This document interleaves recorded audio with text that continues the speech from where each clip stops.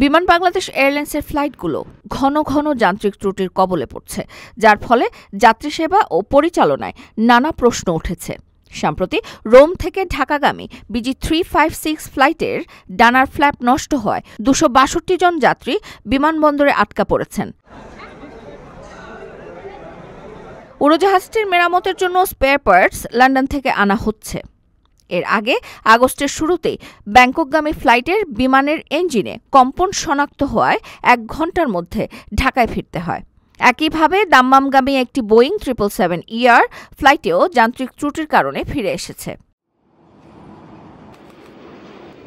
এছাড়াও আবুধাবিগামী ফ্লাইটের toilet flash নষ্ট থাকায় যাত্রীরা চরম ভোগান্তিতে পড়েন।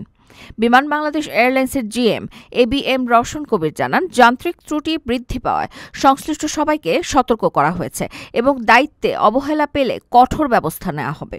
প্রধান প্রকৌশলী মোহাম্মদ আলী নাসের বলেন, কারিগরি সমস্যা সব এয়ারলাইন্সেই হয়, তবে বিমানের 25টি নতুন উড়োজাহাজ কেনার প্রক্রিয়া চলছে, যা সেবার মান উন্নত করবে।